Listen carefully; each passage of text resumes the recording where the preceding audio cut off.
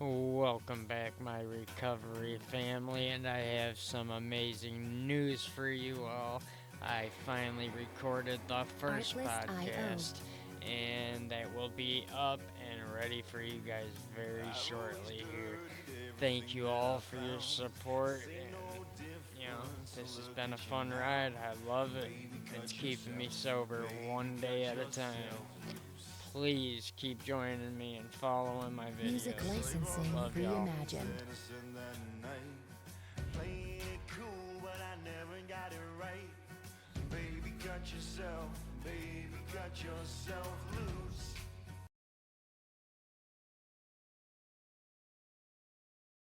What is up, my recovery family? I hope you're all having an amazing, sober day. I know I am. It was a busy one, but a sober one. That's what matters. Today, I want to talk about there's a pamphlet that they usually have at every meeting, and it's called A Guide to the 12 Steps of Alcoholics Anonymous. And just because it's in an Alcoholics Anonymous pamphlet does not mean that this does not go for everyone out there suffering from addiction. Addiction is addiction in my book, man. In that pamphlet, it says, without the first step, there is no chance of recovery. It has been demonstrated over and over again that a person becomes sober and stays sober only when he is doing so for himself and himself alone. For years and years, I used to go to rehab and get sober for all the wrong reasons, whether it was for a judge or usually what it was for me was my family. I would go to rehab just so my family would get off my back.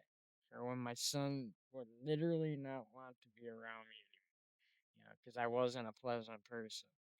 And these are all the wrong reasons to get sober because it don't work that way.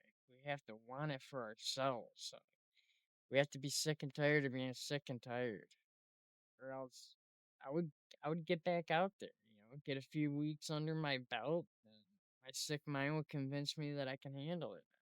I can have just. I just can't let myself get out of hand this time. I got plenty of excuses I can throw at you. Yes, I was able to control it for a day or two, you know? But then you learn after a while that you end up right back to where you left off. It never fails. I would pick up that shovel and start digging that hole a little deeper again. You know, this time around, when I reached out for help, it was finally for me. I wanted to live. Uh, I wanted to change my way of living. So when I went to rehab this time, I started doing everything I was supposed to do the other 14 times I was there. I reached out when I needed it, started doing the things they recommended us to do, no matter how uncomfortable it was for me. I was willing to do whatever it took to get out of the life I was living. And that right there was the difference this time than the other 14 times. I went in there to make someone happy. Yeah, please, please, this has to be for yourself. Don't do this to make people happy. If you're not ready, you're not ready. You have to want to live. And that's all I have to say about that, man.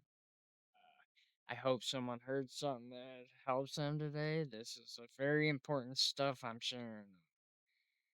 I absolutely love you all. Keep pushing one day at a time, and remember, we are not alone anymore. Reach out that hand, and I promise it will get better. Love y'all, man. Peace. Thank you all for joining us for another video from Strictly Recovery. We appreciate all the support. Artlist.io. Have yourself an amazing, sober day. I've always dirtied everything that I found.